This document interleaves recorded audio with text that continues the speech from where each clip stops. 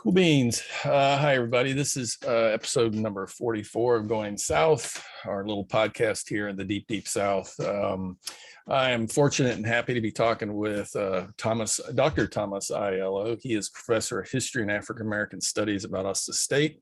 Got his PhD in 2007 from the University of Arkansas in American history and African American history, and recently did a PhD at the University of Exeter in anthrozoology. So hopefully we'll get to chat about that as well a little bit. Author of 17 books. Probably. Yeah, it's crazy. You're a writing machine. And I looked at your Veed, I think it's 49 academic articles. Right now, I'm reading his Life and Times of Louis E. Lomax, excuse me, The Art of Deliberate Disunity. Hails from Louisiana and has written your range of book titles and topics is really interesting, from glue sniffing to, but sport and race, but race seems to be a big part of what you write about a lot of the times, right? Almost always.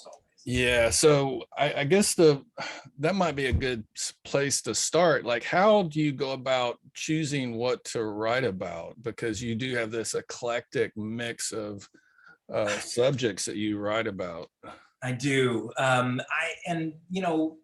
We get paid in my business to be intellectually curious and to go out and find stuff. And I just happen to kind of cast a pretty wide net.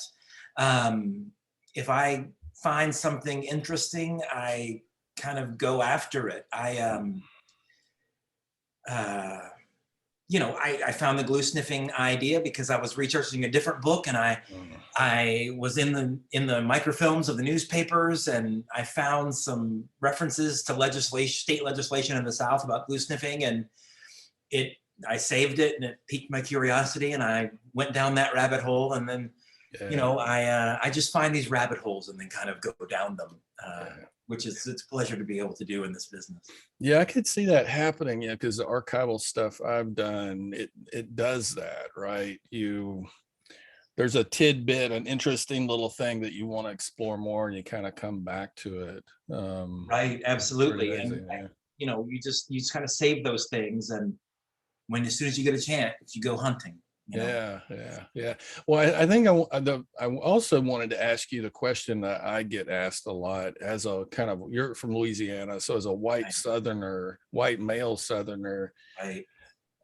Why race when so many white folks and white historians haven't really delved off into kind of a critical study of race or race in America?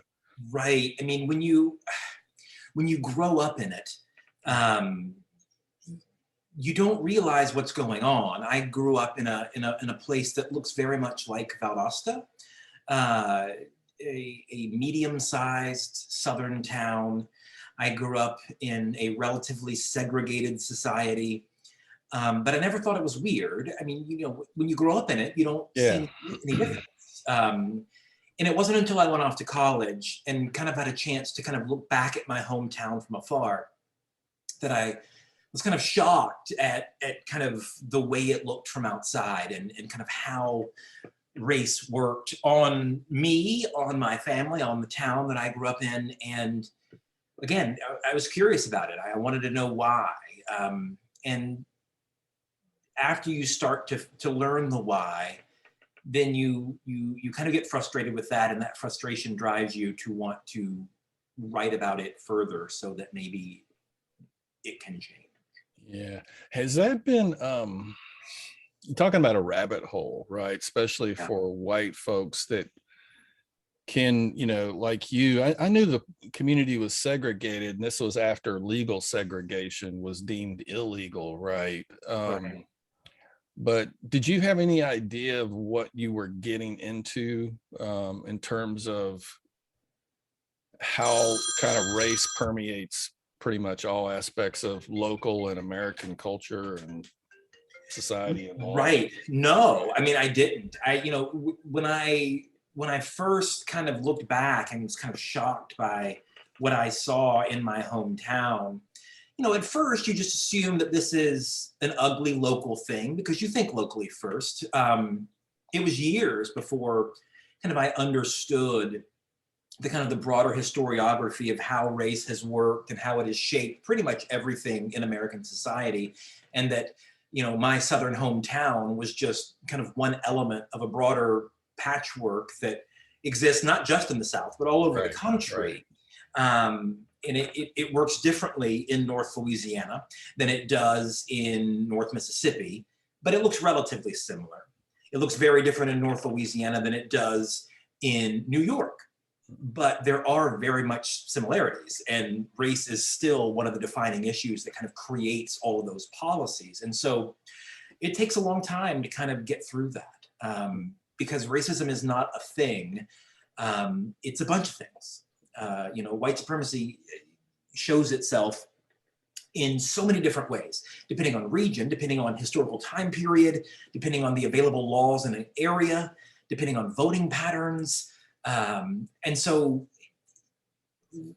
learning about race and writing about race is really writing about something new every time, because race and racism manifests themselves so differently in different places and different times.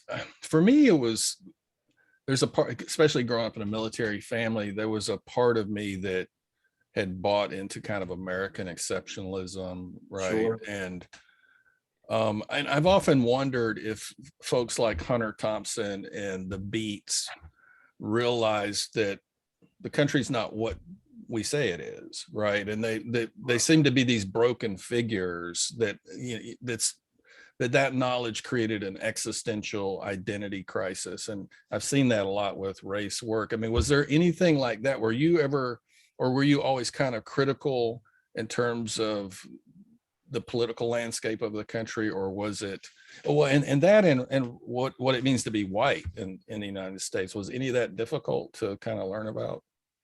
No, it wasn't difficult to learn about. I mean, it was important. You come at these, you can't go at these kind of topics without a little bit of a jaundiced eye anyway, without kind of understanding that these problems exist. And you're right. I mean, when you're in college and you go away and the first time you're kind of looking back, that's the time when everybody goes through their beat phase, and that's the time when everybody's doing that. Or to go back another generation, the lost generation, which had such a crisis of faith that they left and went and lived as expatriates, even though they tended to correspond with all the authors of the of the Harlem Renaissance, specifically because they had writing in common. And that's not to say that Eliot and Hemingway and all of them and Fitzgerald weren't racists. Of course they were, but these kind of crises of faith, I think, are part of the American experience, and quite the opposite. I found that kind of debunking the notion of American exceptionalism was actually a liberating thing. There are two kinds of people in the world. One kind who looks up in the sky, sees all the stars, and says, I'm so small, this is horrible, I don't matter, and I can't handle it. And there's another group of people who look up at the stars and say, this is so huge, this is so amazing, I'm so small, and that's liberating, that's great. And I'm happy to be a little bitty part of something much bigger. And I think that's where I kind of fall. I'm much happier to be a citizen of the world, like Eugene Debs always said, that he didn't have a national allegiance, he was a citizen of the world. And that's not to say that I'm not kind of proud of where I'm from or whatever else. I mean, I've never lived anywhere else. I've never been outside of the South for more than 2 months at a time in my entire life. This is all I've ever known. Okay. And so I certainly have a sympathy with a lot of the way that the South does its business, because I've never known anything else. And part of what critical race theory and other kinds of conceptions of racial hegemony in the country exist is that it seeps into everything we are. And if you're a good old boy in Valdosta, Georgia, the likelihood is that your connection with a world outside of the closed society of the South, something outside of the Fox News bubble and your kind of general family structure, is relatively limited. And so whiteness in the South in particular is in a way dealing with its own version of victimization. They are victims too. Their disease, though, is the one that spreads and hurts other people. And so everybody is suffering under this way of thinking. And if we think of those people as victims of something too, it's easier to negotiate with them and easier to kind of cross those boundaries whenever we have discussions. Yeah. Well, I mean, one of the things I think my liberal friends fail to do, especially kind of social scientists, because we want to argue human behavior is really connected to, our genetics, our social context, our biography, the cultural context of the moment, right? And that human behavior has reasons, right? And I think one of the things white liberals are often guilty of, at least those in my life, are not being curious about why people are overtly racist or overtly conservative, right? And seeing that as a byproduct of their lived experience. And but we have sympathy for the homeless person, and we want to, hypothesize about abuse or addiction. And, so it's interesting how we kind of don't use the same analysis fairly and equally across the board. It's absolutely true. Everybody's worst problem is their worst problem, and everybody has their own reasons for doing things. And it's easy to, I think, see a lot of white Southern behavior as monolithic because it always tends to go in a certain direction. Right. But that discounts individual lives, individual experiences, the whole kind of capital P pragmatist notion of how the American project has existed. Yeah. And there are historical reasons for those things too. Yeah. Well, I returned back to the South from one of the most liberal cities in the country. And I did because of the authenticity, actually, and the honesty that I experience here that I didn't experience in more liberal places, where folks are convinced or have constructed an identity that they're the good ones, right? And that there's no racism, or there's no, or they're committed to fighting against it to some degree, right? So I think about that. But it's funny you mentioned Eugene Debs. I mean, one of the things I said to you at lunch recently was that I really appreciated that you're a public intellectual in many ways, that unlike a lot of historians I've known, you do work, I think, pretty deliberately to share information with the general public instead of staying in the academy. And at the same time, we know what happened to Eugene Debs, right? There's a context he said those things in, and I'm just wondering what that's been like to go. Well, for example, the Louis Lomax book, which is he's a complicated figure, right? How was, when you bring that complicated history to a public situation, whether it's Louis Lomax with the Black Heritage Group, or whether it's talking about the Civil War with people who might be, sons of Confederate veterans, what has that been like? It's interesting, so the key to doing that is to know your expertise and to not pretend expertise where it doesn't exist. So any white Southerner who wants to say that the Civil War wasn't all about slavery, I can say definitively that they are wrong, that the Civil War was all about slavery. And I can explain that historically, and I can give them references, and I know that fact. And so I can push them on that in any way that I possibly can. Now, if it veers off into, and that's because modern economic policy does this, I stay out of that lane because I don't know. I'm way better with dead people than I am with living people. And I have my opinions, certainly, about every modern issue. But I only kind of engage in that public sphere in things that I know I'm right about, that I know I have proof of, that I know I have an expertise in. And it ends up affecting everything else. So what I can say, I might not be able to argue some economic policy in modern economics, because my knowledge of economics doesn't go very far beyond Keynes, because I only deal with dead people. But I can say that you're starting from a base that is historically wrong. And I can prove that that's historically wrong.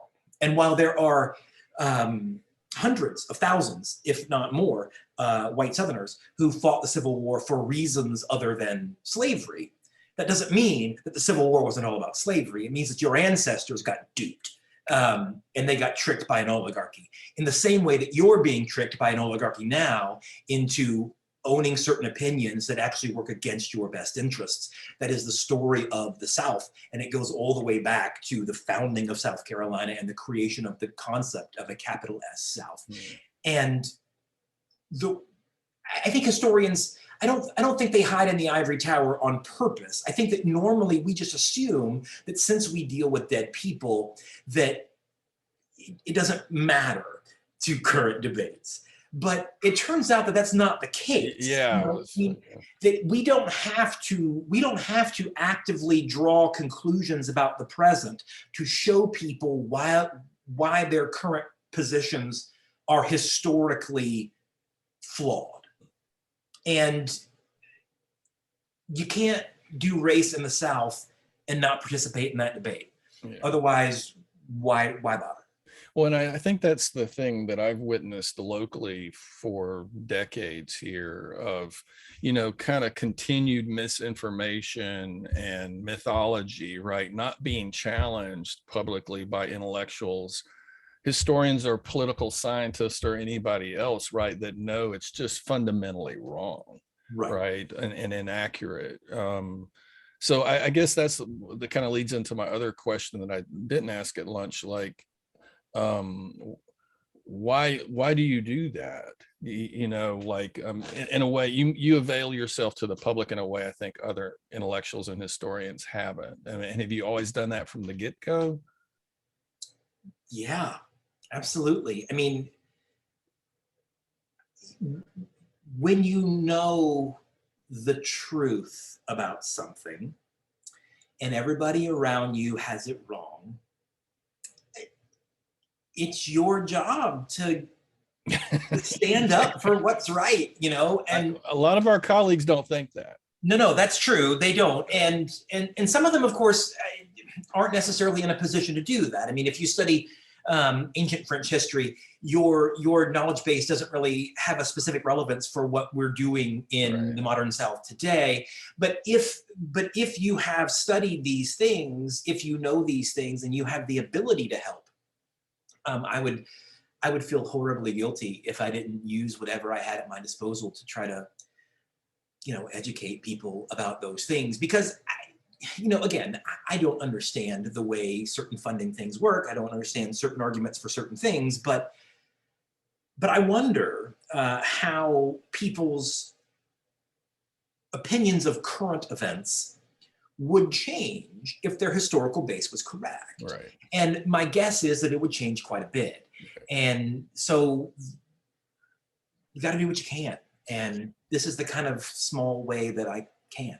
Yeah, well, I think that leads into another question. Do you ever get frustrated at how misinformed a lot of Americans are about our history? And I say that as someone who's continuing to, I've made it a commitment this year to learn about indigenous history here, like something that I have overlooked and not really been very proactive about learning about the people who were here prior to 1800, right? But are you, because I, specifically with the advent of the web, right, where you can find secession statements, right, where you can find the Confederate Constitution pretty easily on your phone now.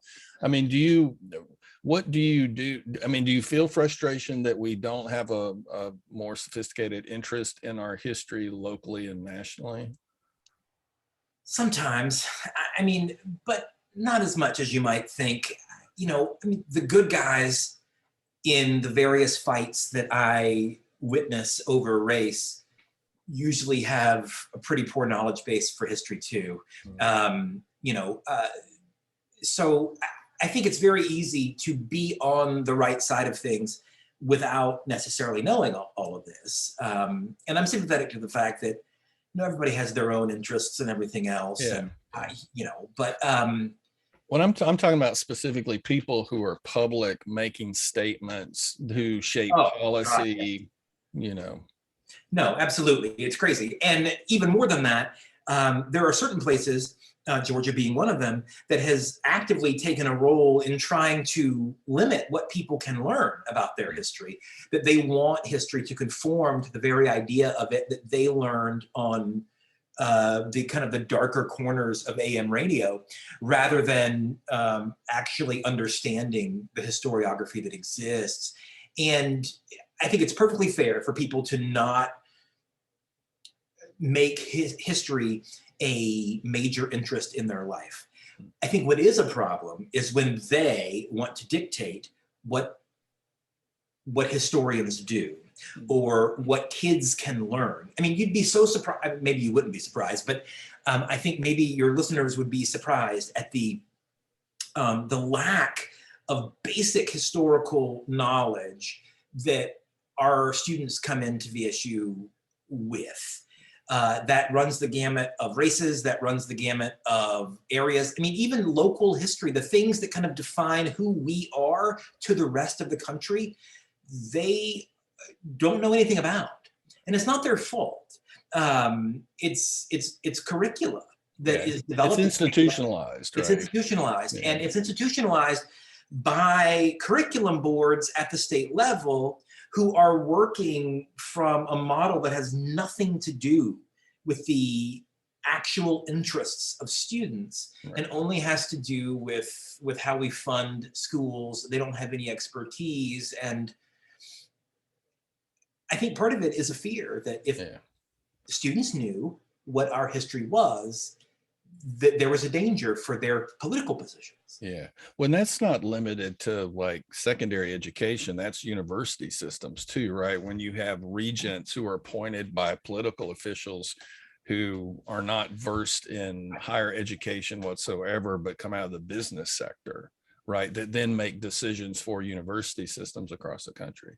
The USG is hiring a new chancellor right now. And, you know, I mean, when these regents talk about things like customer service, I think a lot of us cringe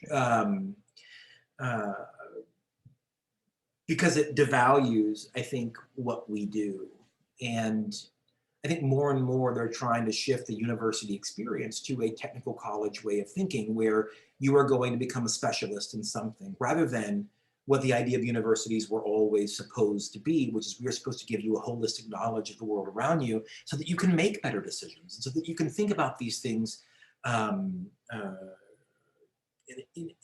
a way that informs not only your own interests, but in the interest of everyone around you. Well, I think, kind of going back to an earlier question, I think if we actually taught history local and national, you know, age appropriate at different intervals in students' lives. You know, one of the arguments is that white folks would be really uncomfortable. But I do think that that would have impacts culturally and structurally that they'd be hard to fathom. I was just thinking, you know, for example, I don't know how many conservative white folks I've talked about that, you know, the recent voter laws that have been passed that are perceived to be suppressing, right, the vote. These folks have no historical memory of what happened during, I mean, the repeated marginalization of people of color, especially Black folks in the South, right, in terms of, you know, of how lawmakers have tried to dilute their political potency, right? And if they did, that would be a different matter altogether. It really would, because they would see that the way lawmakers took away the Black right to vote in the 1890s is exactly the same as the way they're doing it now.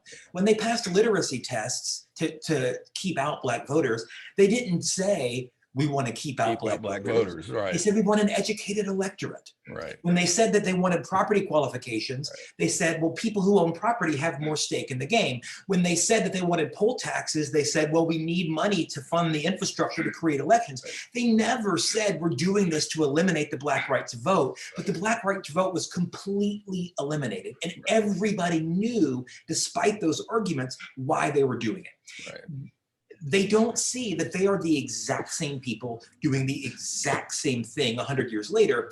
And almost the same strategies too, right? With the exact same strategy, and history is going to look at them the exact same way. Yeah. We look at the redeemers from the 1880s and the 1890s in the South. They're doing the exact same thing. Yeah. And I think if they saw that they are the historical bad guy, maybe that's not going to change necessarily their opinions, but it might certainly change their tactics, because nobody wants to be seen in that light. And all of these people who are passing these laws, they don't see themselves as the bad guy. Yeah, or as racist or anything else. Or as racist. Nobody sees themselves that way. But history can show that they are. Yeah. And it will again, right? And it will again, right? And if they can see, well, I don't want my legacy, because listen, the vast majority of these people, the only thing that history is ever going to record about them, the only impression they're ever going to make in the historical record, is that they were part of voter suppression, that they were part of a re-Jim Crow of the vote. And nobody wants that to be the one thing people remember about them. Yeah.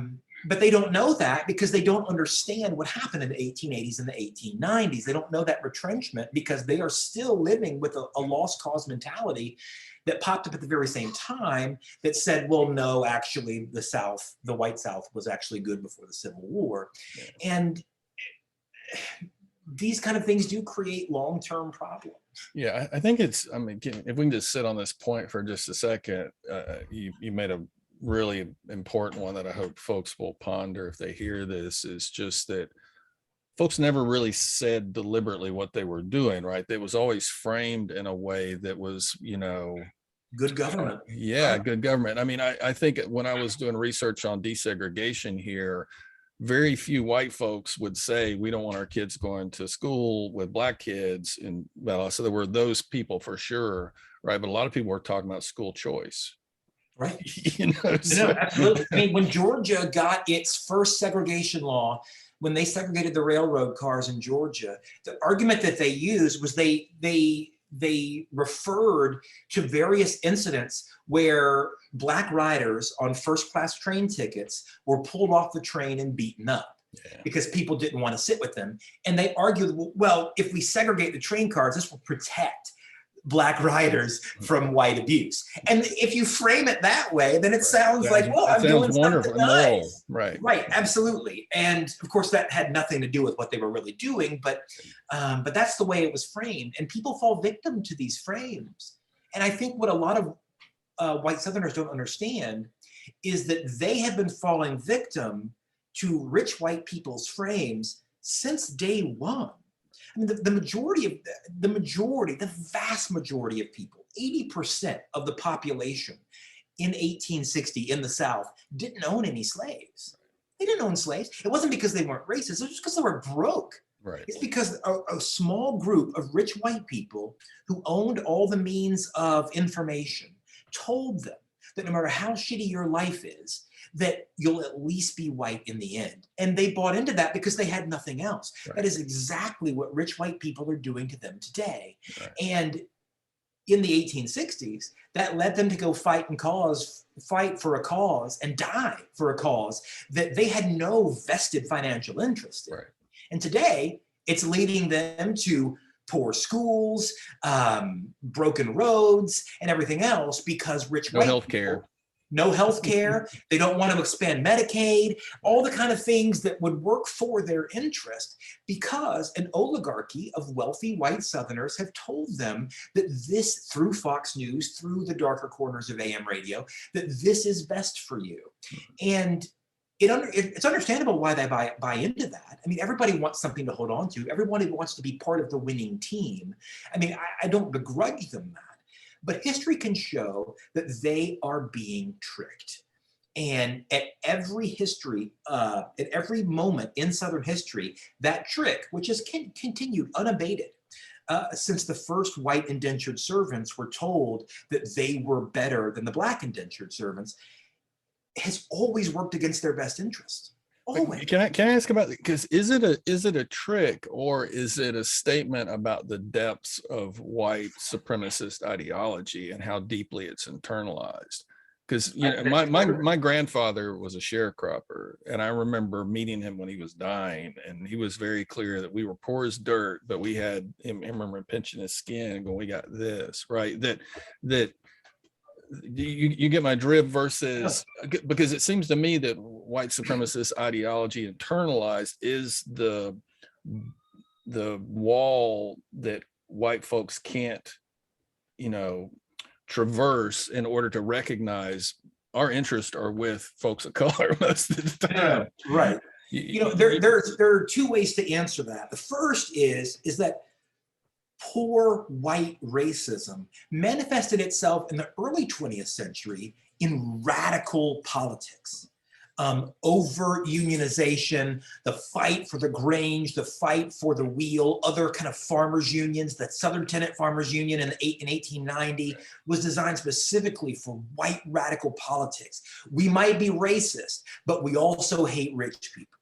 And that was kind of the core of it.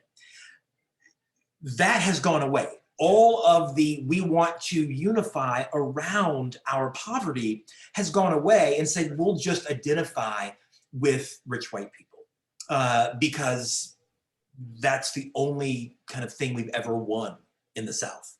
And so the manifestation of systemic white supremacy that nobody can get behind can be explained. It doesn't have to be, but it can be explained as very much an economic collaboration, right, where you've lost every other gain, and so you just succumb to the one thing that you can call a victory. And everybody is susceptible to this. This is not something that only people on the conservative right fall victim to. I mean, you mentioned my other PhD in anthrozoology. This I often push against the other side of the political aisle and explain to them that you can't be a consistent feminist if you drink milk, for example, because milk is the rape and abuse of female bodies, of cows' bodies, and that the species distinction between humans and other animals is just as faulty as the racial distinction between different kinds of humans. And it's hard for them to get past that. It's hard for them to see that as legitimate, and they push back. Why? Because they're part of a group, humans, that gives them preference in society. And so even though on other issues they are very forward thinking, they can't make that leap. And so I think seeing that has very much helped me understand a lot of the conservative mindset, because they too. I mean, if you've been told your whole life this is the one thing you've got, hey, God love you. I think about it. Yeah, I think about that dynamic, especially in class terms, right? Like, because a lot of liberal folk, and this is one of the reasons I like James Baldwin so much, but liberal white folks, for them, racial justice is making sure everybody can assimilate into a system and basically be middle-class consumers, regardless of what that means for the planet. And regardless of, and not to mention, we don't have an anti-war movement currently, right? Like those other issues get lost. I mean, it seems to me the human predicament that we're very short-sighted in our capacity to be self-reflective, and specifically how we play into and participate in and reproduce and sustain all kinds of hierarchies, right? Whether it's speciesism or whether it's male dominance and patriarchy or whatever. But yeah, I think that's the other part of the big questions I have. And not only that, it seems to me Americans wouldn't know who they were if they weren't consumers. We're not. Sure. It seems to me, I mean, back to Eugene Debs in the 1920s, I mean, we're not a nation of citizens. I don't meet many citizens, I meet consumers, right? And what I mean by that is folks just knowing who their city council person is, knowing who their mayor is, being politically informed and activated, whether it's through voting or grassroots organizing, right? So it's true. It's a complicated thing. Well, there's a history of that in Black history as well, because I mean, there was a debate in the early 20th century between on the far Black left, between Black communists and Pan-Africanists. Right. And Pan-Africanists were essentially arguing that we don't want integration. None of them wanted integration. And it's a global movement too. Right. Because integration just means you're filtering into the white system that exists. Right. That's colonial and imperial. Right. I mean, if you have a glass of water and you have a handful of salt, you can integrate the salt into the water, but you can't see it anymore because the water is dominant. Right. And so it might be in there, but it doesn't matter. Right. And so on the Black left, who rejected that idea, Pan-Africanists argued that we need to develop our own economic infrastructure, right, that we need to build our own businesses, that we need to essentially engage in a version of Black international capitalism, right, to try to compete with the whites. And the communists said, well, no, we don't want to do that because all we're doing is creating another system that looks like theirs. Right. Even if it is separate, we need to get rid of the idea of capital in general and do something different. And so even in kind of nascent movements against these overarching systems, those debates have gone on forever and have never been resolved because since they've always ostensibly lost in the end, we don't have any models for what those outcomes, which of those might have been more successful. Yeah, absolutely. Well, I think Baldwin said something about not wanting to integrate into a burning house. Right. And that's what our way of life seems to me, specifically environmentally. That's the other problem with that liberalism that you talked about. I mean, if white people's goal is integration, and Black activists' goal is some kind of legitimate humanizing autonomy, those aren't necessarily the same thing. Right. Yeah. Added to which every successful integration has come attendant with the destruction of Black businesses. I do a lot of sports at the local and national level, right? Local and national level. I do a lot of sports stuff, and I think specifically about how we celebrate Jackie Robinson for integrating the major leagues. And what we often don't talk about as much is that it also ended up destroying the Negro Leagues, right, which were one of the most viable Black businesses in American history, right, because all the good Black players could go to the major leagues now, and the vast majority of players who were kind of marginal and not great were never going to make a major league squad. Yeah. And so the integration of the Black press is into mainstream the press is the same. Just about every institution, right? Right. The devaluing of HBCUs right, because so many Black students now go to white universities, and so integration, I think, is good. Don't get me wrong; I'm not bashing integration, but I think a lot of people hold up these various ideals, again, because of a rosy view of history rather than an actual view of history, right, and forget that all of these things have consequences. Well, is it fair to say, though, that like King made a distinction between desegregation and integration? He did. He absolutely did. I think everybody did. I mean, desegregation is Jackie Robinson playing for the Dodgers. Integration is 30% of Major League Baseball being Black.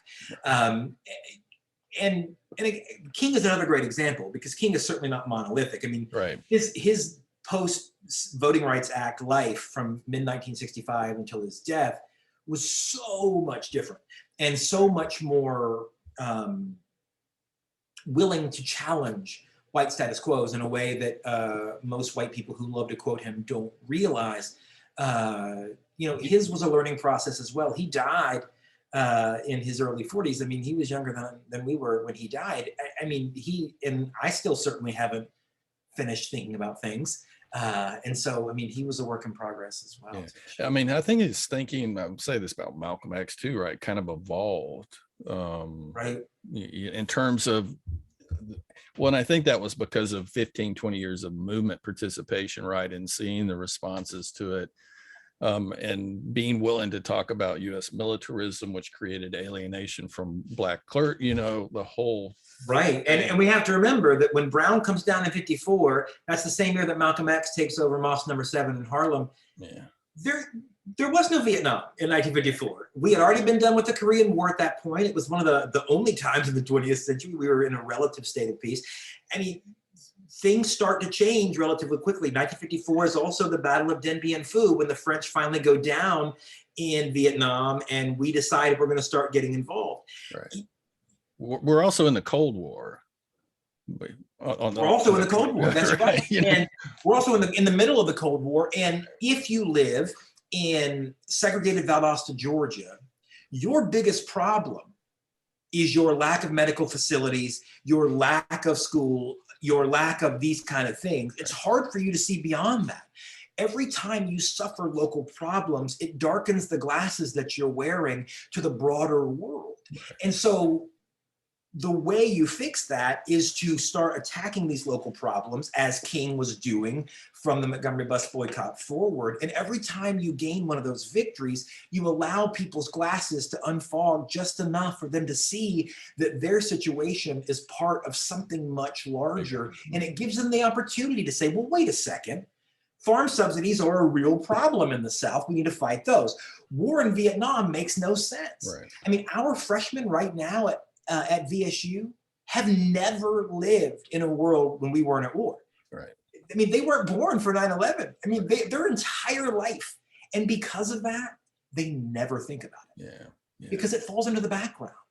The things that we consider the background of our lives tends to be the things that we do not want people pressing against. Right. Whether for the left, it's eating animals, whether for the right, it is their version of traditional family or white, I don't want to say white power with a capital P, but white powerfulness maybe. Right.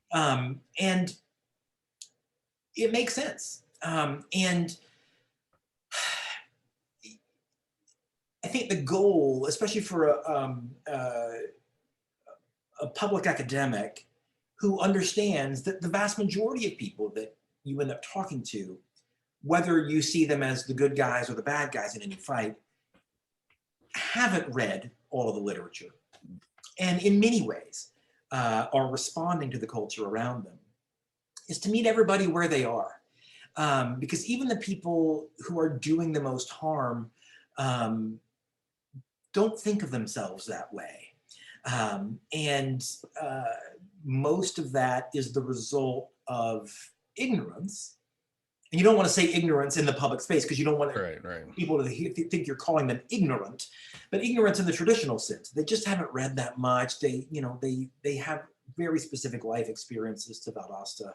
Well, and maybe not had the luxury time to even do any of that, right? Like to ponder, to think. I mean, most of my friends I grew up with went to work just like I did. Started college, left college, and college for me was that space to not only get exposed to information and people really different from me, but it also kind of gave me the breathing room to read things that I'd never gotten exposed to otherwise. Or just family relationships or friendly relationships. I mean, just imagine that if all your friends and everybody that you hold dear to you very much cling to notions that the kind of the general way that things are done in the conservative white South is the way things ought to be. A, there's very little room for you to challenge that. And B, challenging that is essentially giving up your entire world. I mean, it's not easy to do. I mean, it's just fundamentally difficult to do. And it's understandable. I mean, there was a very concerted push to make this the case in the 1970s. By the early 1970s, it was clear that segregation had failed. And so all of those segregationists that had been telling white people that their number one goal should be to separate the schools, to separate everything else, to fight constantly, switched gears. In 1973, we get Roe v. Wade, and they say, all right, well, we're going to use this as our new cudgel.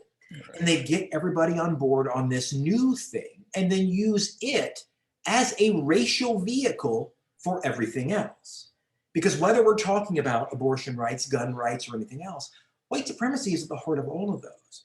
The reason for that is because of how that formed in the early 1970s when unmoored segregationists flocked to these causes as a new way to unite white conservatism in a cause that ultimately gave us Ronald Reagan, kind of the arch white supremacist in the White House.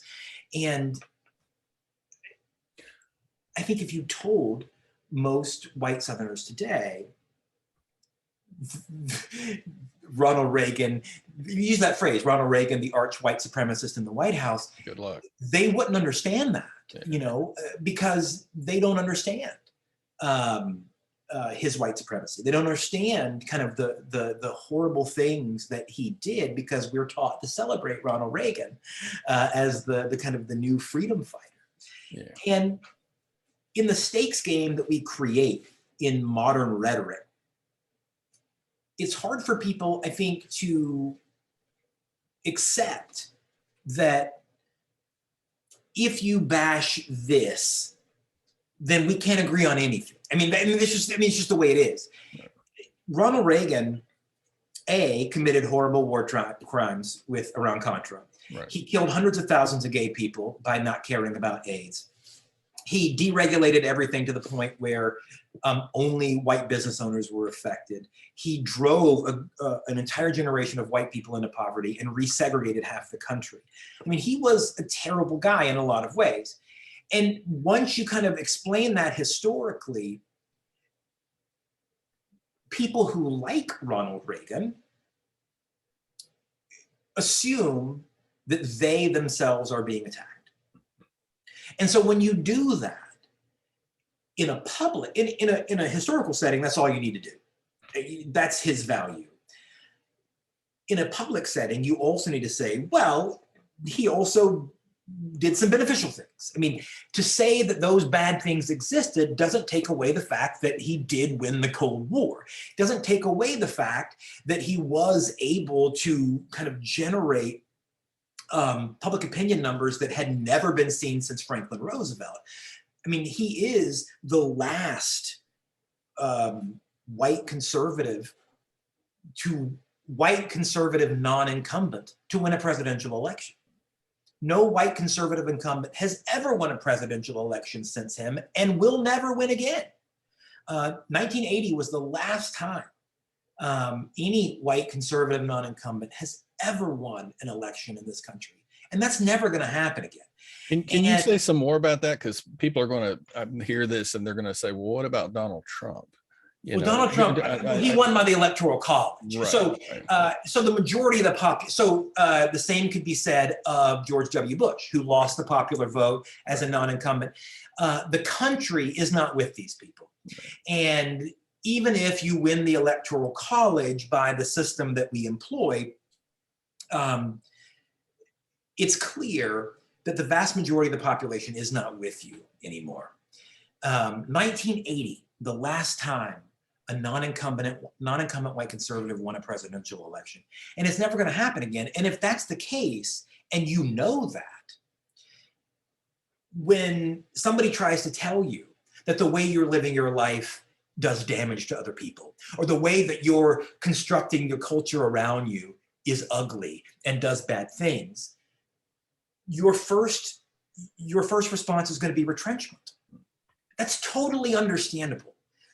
I think what the left does poorly is understanding that, and understanding that when we say these things, even though they are historical facts, that retrenchment is an understandable reaction to somebody telling you your way of life is somehow wrong. Right. Because when I tell leftists all the time that their way of life is wrong because of the way they treat animals, they respond in the exact same way that white Republicans respond when the left tells them that their way of life is causing damage. Right.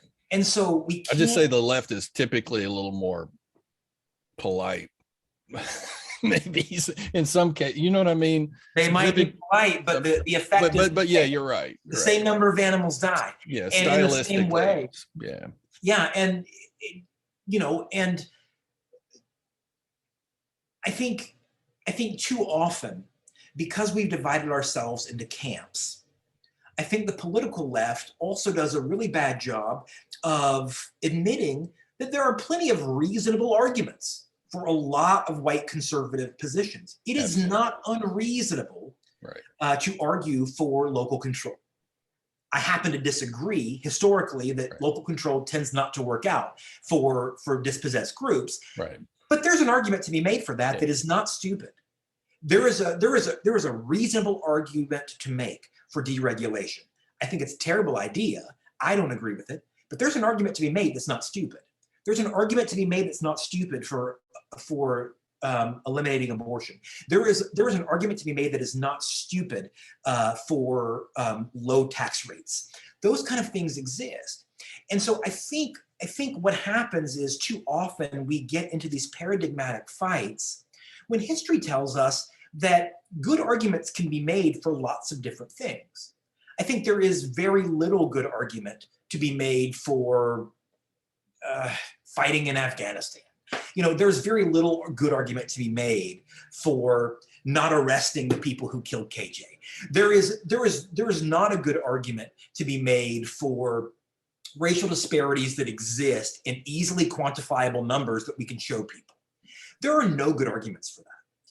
But what we have to understand is that the positions people take on that is because they become paradigmatic, because of those other arguments they have, that while some of us might disagree with them, are still good arguments. Right. And my basic kind of rule of thumb is that if you can make a good argument and defend something, even if I disagree with it, rock on. Yeah. I'm an academic. I like good arguments. And there are plenty of good arguments to be made that I disagree with. And I try to distinguish between issues upon which there are no good arguments. Yeah. Voting restrictions. The Georgia voter law has no good arguments for it. There's no such thing as voter fraud. All of that is just made up. It is a complete myth. People believe it, though. People believe it, and they're totally wrong. Now, there is a difference between that wrongness and saying, I believe life begins at conception, abortion should be illegal.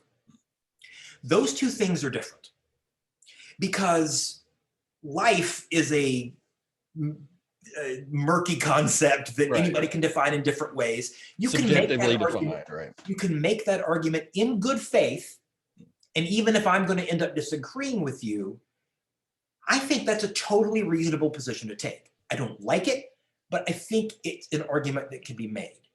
And I think what we end up doing on both sides of the political aisle is lumping everybody into these camps. But the arguments for one thing, which are disagreeable but reasonable, is a totally different phenomenon than arguments that are just made up off conspiracy theories, like voting restrictions. And what both sides need to do is see those two things as different and engage with them in different ways. I am perfectly willing to have conversations with people about abortion issues because I think there's an interesting debate to be had. And I think my side is right, and I'm willing to talk about it. I am not willing to debate voting rights issues with people. It's stupid. And people who believe it, if you are someone out there who believes that we should restrict people's voting because of your voter fraud conspiracy theories, you are being stupid. I mean, there is no reason for you to think that. But that doesn't mean that the other things that they like don't have legitimacy, don't have some kind of stake in a game. And so I think the caricatures that we end up making in the public sphere often limit our ability to do that, which makes public academics so important because we are willing to accept arguments from a variety of different areas. Yeah. Well, so it seems to me, because you kind of got on the topic of polarization, right? And which is now lucrative, right? In terms of media and clicks and right. I mean, it always was. I mean, that's right. More so now with the advent of the internet and the death of newspapers and so forth, right? It's about traffic and, you know, viewers and followers and so forth. But I guess there's a couple of questions in this for me is, and there are two different ones. One, it seems to me, and this is it's hard to articulate, I guess, but it seems to me we're in a nation where we have been trying to reform, specifically when we talk about race and white supremacy. I'm pretty convinced it was just kind of built into the DNA of the country, right? Legally and culturally and otherwise, via Christianity and so forth.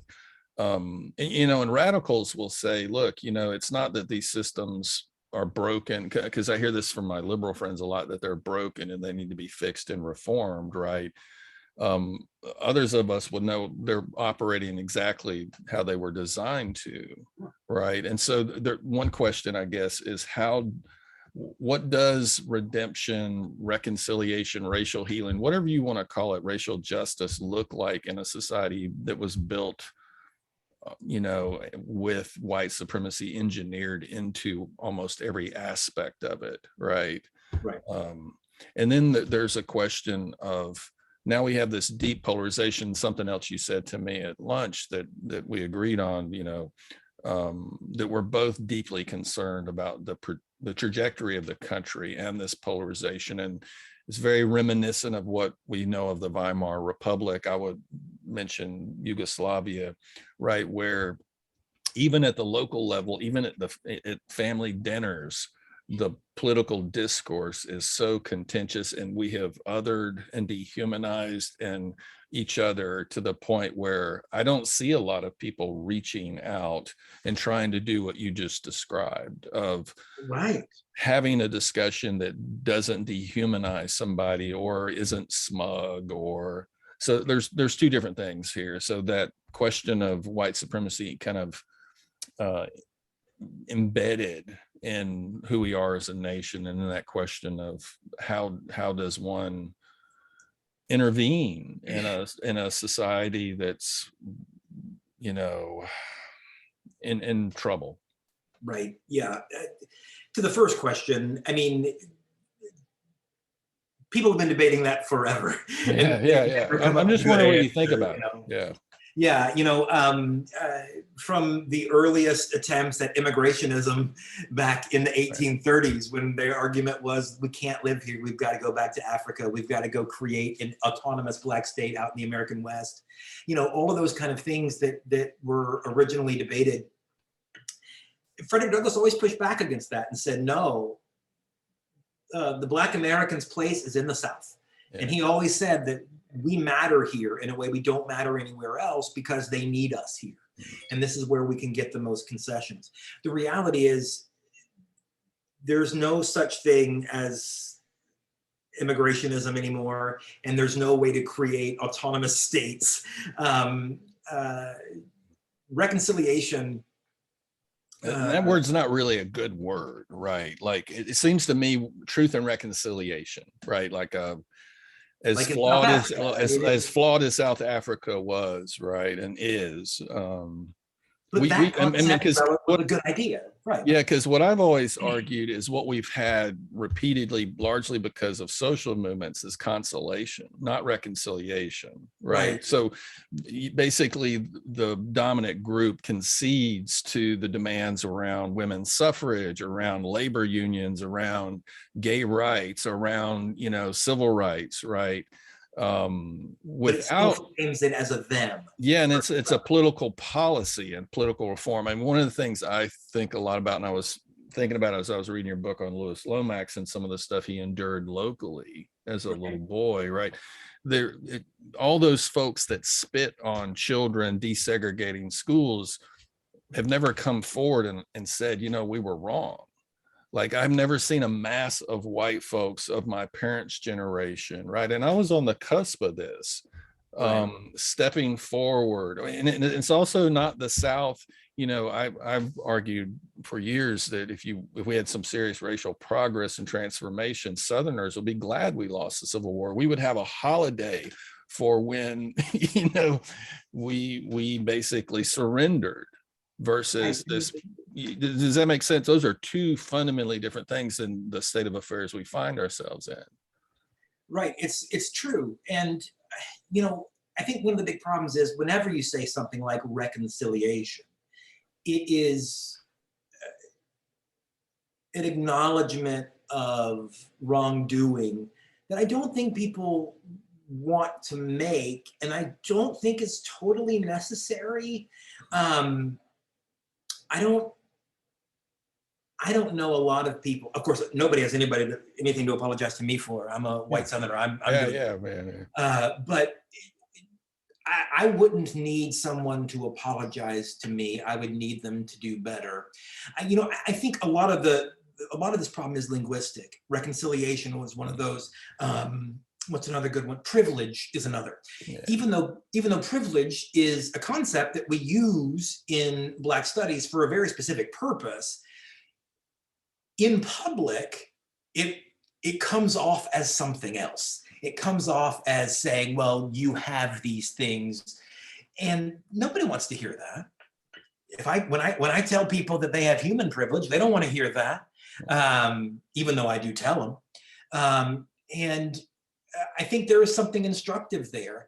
I think probably the best way forward is to kind of allow people space to think of each other as being on the same team. You mentioned losing the Civil War as a holiday. If the vast majority of people in Valdosta understood that their ancestors died because a bunch of rich people in Atlanta lied to them, of course they would want to celebrate the end of that war. And the Civil War was a war to trick these people's ancestors to go get killed for rich people. But I'm not sure that's over, Tom. And the reason I say this is that one of the things, you know, I engage conservatives on a regular basis, conservative white folks, right? And one of the things I'm constantly raised when I talk about wealth inequality is poor people defending rich people. Sure. Right. You know, again, I think another ideological powerhouse here is capitalism, right? That has taught us all, something we've internalized, right? That the goal in life is to have a bunch of fucking money. Right. You know, and I see this in my liberal friends. This is a silly story, but it comes out in the most innocuous ways sometimes. So I make these really great cookies, right? And I remember giving them to my friend, and their first response is, and this is a liberal person, right, that's critical of capitalism and so forth. And her immediate response was, you should sell these. You could make money off of these, you know? And I'm like, why fucking can't I just give you some cookies? And that, you know, like, what does that reveal about our value system and how we're moving through the world, right? So I think the idea that, because it does sound like an enlightenment idea. If folks just had the facts, right, that our ancestors were duped by those 1 out of 4, and are still being duped. Yeah, no, I got you, but it seems to me that one of the things I struggle with: how did white evangelicals who think divorce is a sin, who are Southern and think everybody's a Yankee that's north of Virginia, like vote for Donald Trump? And there's this, when I talk with folks, like, he embodies the American dream. It's a lot about money. It's also about misogyny and patriarchy too, right? But again, it just seems to me that given that we're steeped in a value system that we value ourselves based on our ability to accumulate material goods and money, like, it doesn't matter if they exploited my ancestors. No, that's true. And and I go into most of this knowing that none of this is going to change, because what you just described, that's not going away. You know, even with people who follow a guy who said, give all your fucking money away. Right. I mean, you know what I mean? There's a big trend in Christianity that broke away in the Americas. You know, Christianity here looks very different than it does everywhere else, because, you know, a lot of places in the world, they actually, you know, believe in what Jesus taught.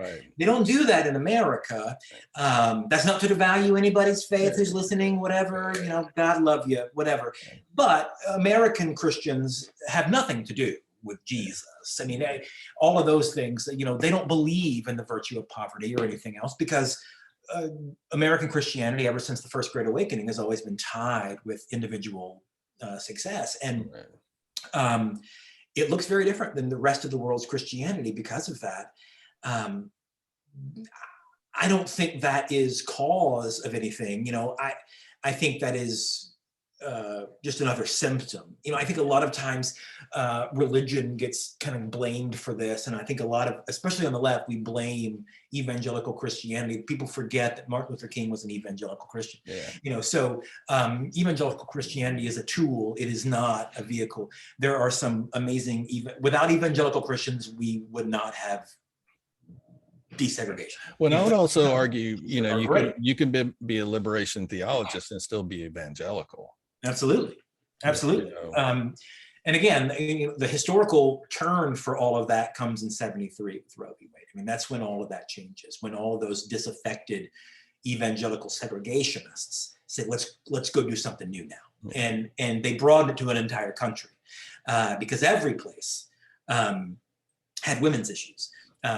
Whereas only the South really had segregation by law issues. And they made it a national thing and created universities and journals and everything else that could get away with not being called racist. But I mean, the problem I think for me that you don't have is that when I give a talk or I write a book or I go do something else, you know, the people who are interested in reading my books are people who are, you know, they're the choir. They are not. You know, they're not the congregation. It's hard to get those people interested because they understandably have a jaundiced perspective about anybody who would be willing to take on these topics. And I get it. I totally get it. But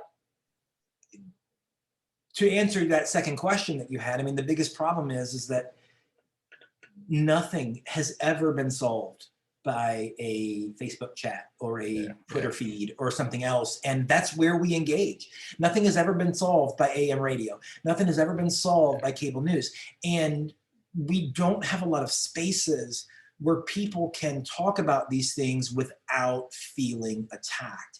You know, in academia, you know this, I mean, we get bashed all the time. We bash each other all the time. And we tell each other they're wrong all the time. And we say, this is stupid and you can't publish this. And peer review is brutal. It's a part of the career, right? It's part of your career. And we get used to criticism back and forth and we can do that. But for everybody else, you criticize somebody and automatically you're against them. Yeah. What we need are places where we can discuss these things and say, hey, listen, I disagree with you, but I'm not going to call you a racist today. Yeah. I'm going to explain to you why the things that you support end up having negative racial consequences and why historically they have been always interpreted as racist. Right. And if that comes with the caveat that that doesn't make you a bad person, it just makes you part of the world. And you know, I'm not a racist, but I hate people from Texas. So, I mean, I think it's actually easier to me. Like there's two things I've been asked by white folks over the years, like, how do you get involved in racial justice work? And I was just show up. Next time somebody's killed by the police, show up and ask, what can I do to help? And don't try to lead it. Don't try to control it. Just ask and say, I care about what happened to your family member. Right. And whether that's around school issues, around Board of Education, right. It's just really easy. Just show up and don't take control. Right. And so there's that. I think the other, and you alluded to this earlier, I think the words do get in the way, and whether it's privilege or call it status. And at the same time, there's a big question, is the dominant group get to define what words we use, right? Because there's always going to have problems with the words, specifically if those words relate to social power or economic power, I would think. But I mean, for example, recently I had a conservative person on this was a live talk radio show that I called into, and he asked me, so do you think I'm a racist? You know, because I've written about privilege and made a movie about it and so forth. And I was like, you know, no more than I am. And I said, let me tell you about my racism, because I grew up here, you know, and I did have and I still struggle with kind of this, it all mentality that I've been groomed to have internally, you know. And so I don't know, I don't know you well enough to determine that, but I would love to talk with you about it. And I'd like to hear what you think about how I embody racism at times, as well as all these other things. And I got to tell you that he just got quiet, because that's not what he was expecting, you know. And to put it simply, I guess what I'm trying to do these days a little bit more is just show up as a person and a human that's a product of my society and a product of my culture. Because you're right, there's things that conservatives say that I agree with politically about policy and so forth. But there's a way, especially those. But we've constructed a world where you're not allowed to say that, right? Yeah, but it just seems to me, and the pandemic has certainly made this more difficult, right? In terms of and we know this in social sciences, it's easy to talk shit about somebody in a chat room when you're behind an avatar, you know. But it's another thing when they're sitting across from you, right? Or they show up at your meeting and say, hey, I'd love to have a conversation about this because you said this and I don't think it's accurate.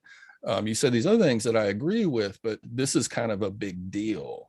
And I don't see us doing that, right? No, especially at the local level where we have some agency.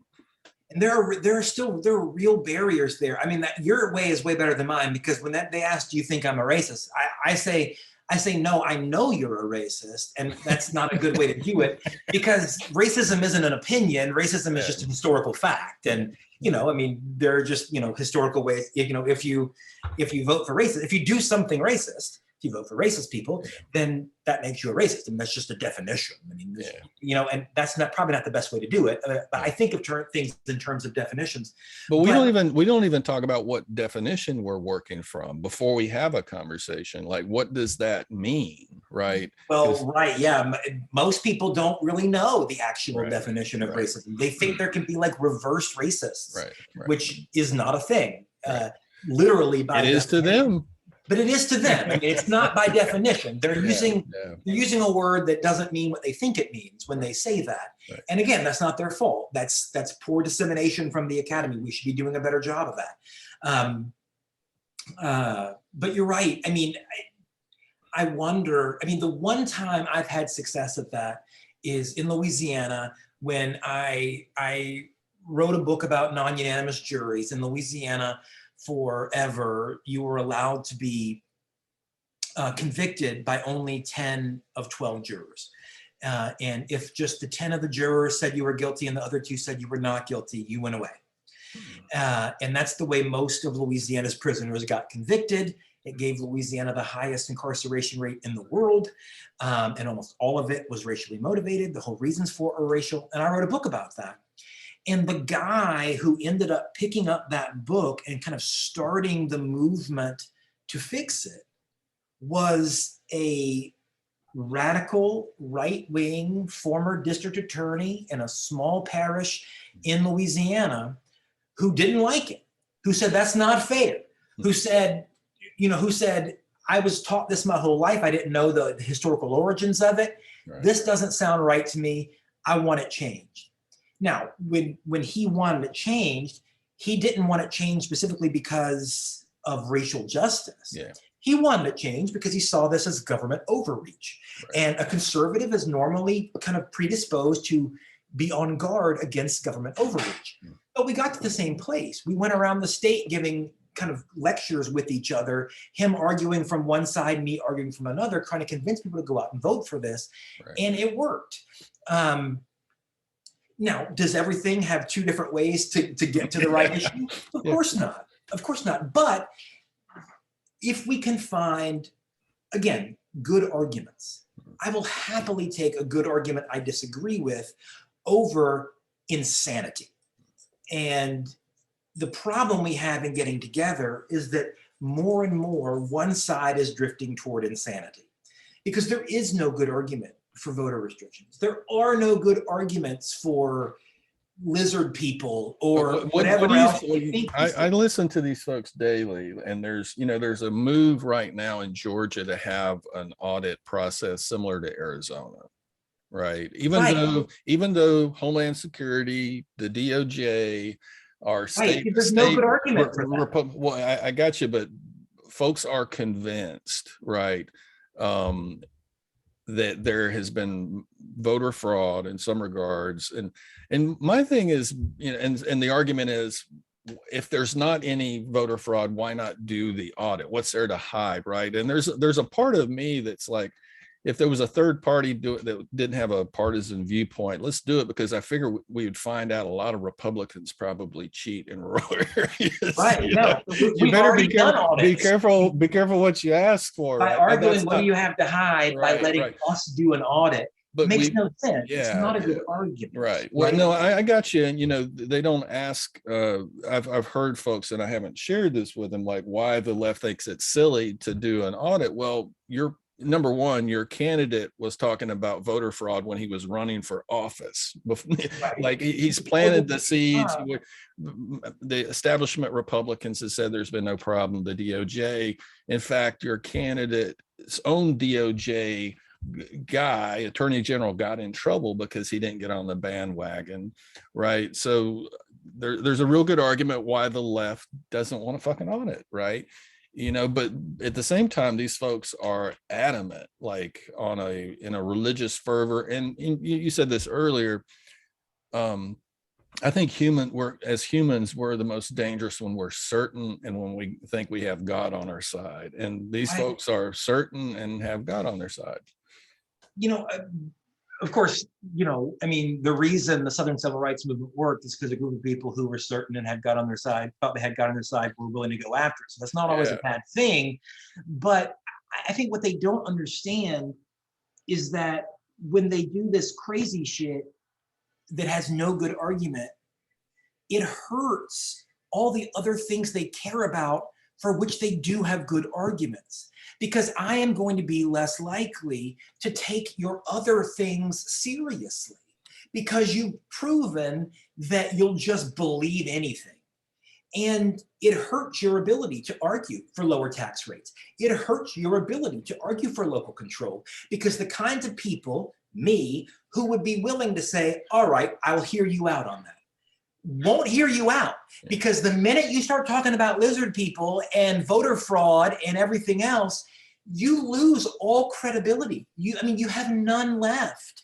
And again, it's not their fault because they're being told this by their people. But it feels like, I don't know if you're contradicting yourself or not, but just hear me out. Like, is there any way to not totally dismiss them if they're saying something that you feel is utterly unfounded? And I'm not saying you should or you shouldn't, right?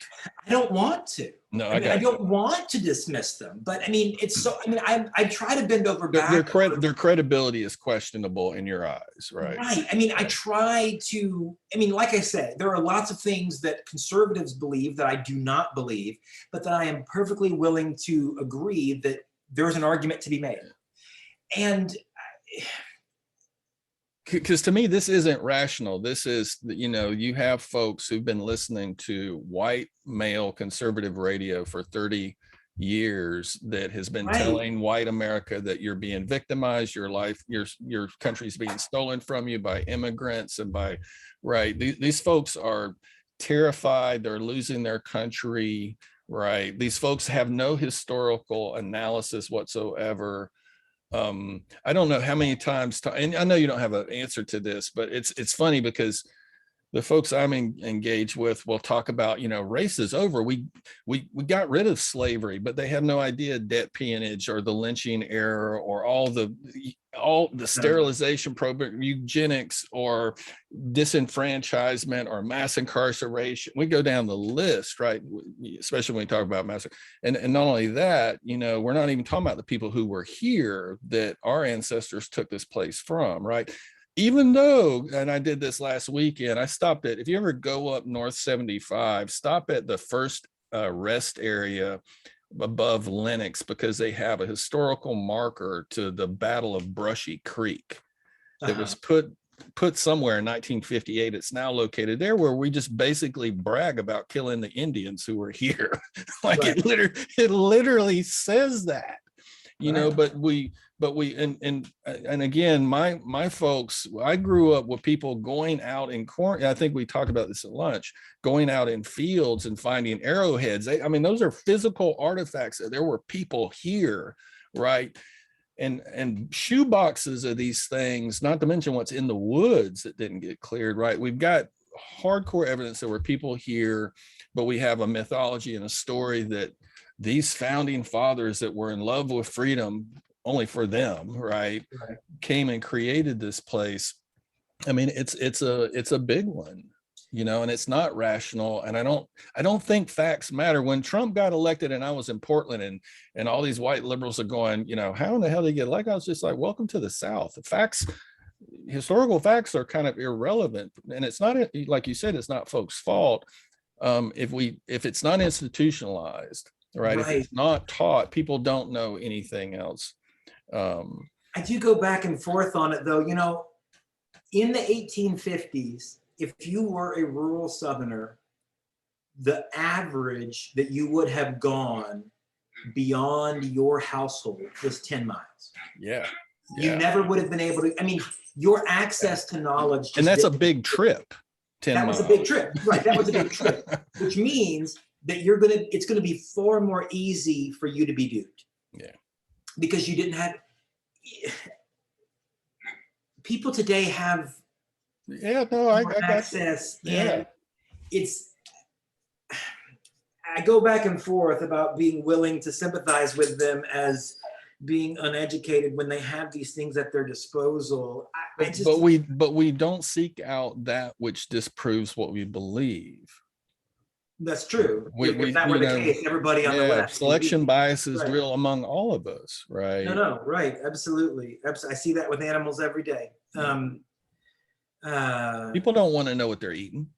No, they don't, and they still want to think of themselves as the good guy crusaders. You know, if they're willing, while they're So I don't need an answer on this. I mean, it's just a dilemma we're in, right? Can I ask? I don't know if there is an answer. Yeah, and I know we're going on, and I'll let you go in just a second, but I did have a Lewis Lomax question for you. Yeah, like, as complicated as dude is, and the fact that he's, you know, hanging out with Malcolm X and all these folks, I'm really interested in how, and especially after we're coming off of this street name fight, right? Yeah. It was 2 fights, really, right, to get a street renamed after Barack Obama, right? How in the hell did a school get named after Lewis Lomax in South Georgia, given his politicized nature? Do you have any idea of that history? So first of all, the school did not get named after Lewis. Okay. Lomax. It got named after J.L. Lomax, who was the guy who raised him. So Lewis Lomax, his parents, his father was not in the picture. His father was Jamaican. His father was not in the picture. His mother died very soon after his birth. He was raised by his uncle, J.L. Lomax. J.L. Lomax was the principal Black educator in Valdosta. He is the guy who led Dasher High School all the way through the segregationist period of education. And segregated educators had an interesting place in the Southern pantheon because in one sense, you could see them as theoretically radicalizing the Black students of an area, but mostly they were revered because if you had solid Black education in an area, it only strengthened the arguments for why you didn't need to desegregate. Well, we have a very kind of great Black school. And make no mistake, Valdosta's Black school, its Black high school under J.L. Lomax was great. I mean, it was exceptional considering the region we're in. Our Black education was far better than the rest of the county and the rest of the region, largely because Dasher had J.L. Lomax leading it. So he was a respected educator by everybody. And even the people who weren't in education liked the fact that having a strong Black infrastructure for education meant that that was going to make it harder to desegregate. Gotcha. And so we do have a Lomax Drive and we do have a Lomax school, but that was the uncle, the Lomax family. I should also mention that Lomax's grandfather, T.A. Lomax, was one of the most important Black ministers in Valdosta going back to the early century. He ended up getting involved in the Mary Turner saga. So, I mean, the Lomaxes had a long history. Lewis Lomax doesn't have anything named for him here, but his family is has been vital to the creation of education here, which is why his uncle got to school. Can I ask one last question? Do you get any grief for doing a lot of African American history as a black or white dude? Because I've been asked questions over the years, and everybody thinks that we're making a lot of money at the Mary Turner Project when we don't make any money. Right. No, every semester, about 90% of my students are black at VSU, because the vast majority of white students, again, not out of any kind of animosity, white students just don't assume that black history is for them. Mm-hmm. And so the vast majority of students who are interested are black students. And so every semester, at the very first day of class, I have to kind of give let me explain to you why a white guy is going to be teaching you black students black history. Mm-hmm. And here's where, I'll never be able to understand what it's like. I'm never going to talk about that. I'm just going to tell you about what happened. And we can discuss all those things about how it relates to your own experience. I will never pretend that I know anything like that, but I do know all the things that they never told you. And so that's what I'm going to do. So always, the one question I get asked, because almost all the audiences I speak to are black, is how did a white guy get doing this? Yeah. And it does require some explanation. It should. I mean, when Black Studies was created as an idea in the 1960s, it was specifically to get white people out of Black spaces of education. Yeah. And so, Stokely Carmichael and Huey Newton and all the people who helped create Black Studies programs would hate that I'm a Black history teacher. Mm. They would see that as problematic. And I get it.